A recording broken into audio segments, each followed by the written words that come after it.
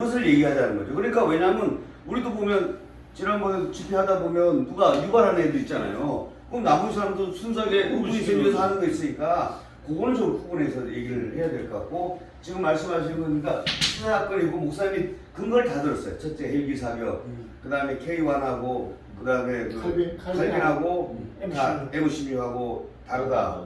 그다음 뒤통수에서 뒤통수 그 L 사격 각도. 뒤에서 맞는. 네. 이제 요 세 가지를 얘기했거든요. 그 세 가지는 대단히 중요하기 때문에 역사의 진행 과정에서 이 5.18법도 얼핏 보면 처벌하는 것 같은데 사람들이 전부 다 이런 디테일한 근거 없이 욕을 한 거예요.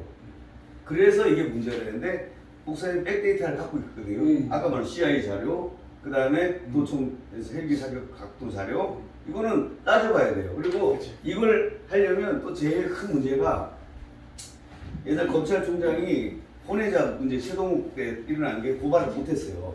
그게 왜 그러냐면 이게 사실 적시냐 두 가지가 있어요. 허위 사실이냐.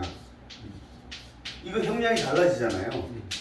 그러니까 목사님이 사실 적시냐 허위 사실 적시냐 이걸 구분해야 되거든요.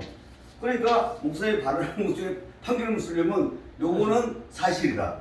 요건데 입증 못하면 이제 허위 사실이 되는 경우가 있는데 목사님이 근데 허위 사실 얘기한 게 아니라 근거를 가지고 그러니까 진위험을 다 따져야 돼. 그치. 예를 들면 헬기 사격했냐 안 했냐면 진짜 실험을 해보든지 뭘 해야 돼요. 아 실험했다는 말이에요 또 그것도. 그러니까 그걸 그 각이 그렇잖아요. 그 발칸포가 누르륵 나가지 한 개 갖고 될 리가 없다. 한 발 나가는 게 아니죠. 그래 누르륵 화장실 나가버리죠. 화장실 나면 그 박살 난다는 거예요. 그치. 맞아. 집이 건물 조금 기스 나고 이럴 수가 없다는 거예요. 맞아요. 총탄 맞듯이 발칸포가 그게 아니라는 거잖아요. 그러니까 이렇게 구분해가지고 쟁점을 기소돼도 좋아요 이게.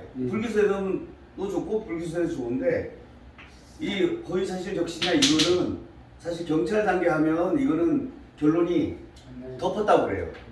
빽써서 그랬다고 우리나라 가능성이 높아요. 그래서 이거는 나중에 오히려 끌고 와서 법원에 가서 쟁점화돼서 법원에 공적서를 갖고 뽑아내고 쌍방 토론 붙고 이렇게 해야지만이 될 사건 같아요. 이게. 네, 그러니까 저기 전두환 그 대통령이 나가서 그 헬기 사격 때문에 근데 그 자료를 확보하면 좋은 거잖아요. 아니 그 받으면 되고요. 근데 이제 제일 중요한 거는 우리가 일반적으로 재판에 보면 쟁점이 달라요. 언론에 보도된 쟁점은 하고 실제 판사가 관심 갖는 부분이 다를 거예요 아마. 그래서 내가 보니까 지만원 박사님 사건을 봤더니 나는 그래서 이게 5.18 민주화 운동권을 처벌받은 줄 알았더니 그게 아니더라고요. 명예훼손. 명예훼손으로 돼 있어요. 나는 그래서 계속 판례를 5.18 민주화하고 이거 명예 이렇게 쳤더니 안 나오는 거예요. 그래갖고 얼핏 보니까 이게 그냥 일반 명예훼손을 가는 거예요. 사자 명예훼손. 근데 사람들은 5.18과 관련해서 했으니까 이 5.18 민주화 운동 특별법에 따라 처벌받았기 때문에 저 사람이 그 처벌 2년 받았는데 정황 목사님 또 했다 이렇게 오해를 하는 거예요. 그러니까 이것도 이거에 대한 오히려 이 사건을 통해서 이것을 처벌하지 않는다는 걸 알려주는 게 더 중요한 것 같아요. 그것도 맞지만. 그렇잖아요. 그 지만 박사님 거하고 그 이제 지만 박사님은 그거죠. 뭐 그게 그 개별적인 사람에 대해서 비방이 일어난 거예요. 뭐 화가 나니까 거기서 이제 문제점이 일어나는 사건이거든요. 그러니까 요거는 목사님 사건은 오늘 특보법에서 배제 사건이 있거든요. 근데 우리가 일반 명예 사건에서는 이게 없어요. 그렇죠. 일반 명예훼손은 사실 적시냐 아니냐고 따져도 너 간방 갔다 왔다. 내가 간방 갔다 왔어요 우리 박사님이. 그래도 간방 갔다 와서 내가 떠들어도 이거 명예훼손이에요. 사실 적시해도 그 비방 목적이 있으니까. 그래 간방 갔다 왔는 거 왜 이충우 박사님 까먹고 갔다 온 얘기를 왜 얘기하냐 이거예요. 그렇잖아요. 그런 것처럼 똑같은 거예요. 그러니까 그 일반적으로 그렇게 되는데 여기는 시사사건이나 이거에 대해서 하는 것은 그와 그 밖에 관한 것은 처벌하지 않는다. 이렇게 딱 돼 있어요. 그러니까 처벌 안 하는 조건이 넓어요. 그리고 우리는 목사님이 시사사건을 얘기했잖아요. 그 다음에 광주 시민들을 비방한 게 아니라 시민들을 쏠 리가 없다라고 단정을 줬어요. 그 많은 말씀이 들어가요. 칭찬했죠. 칭찬을 했더니. 네, 많은 말씀이 아니냐.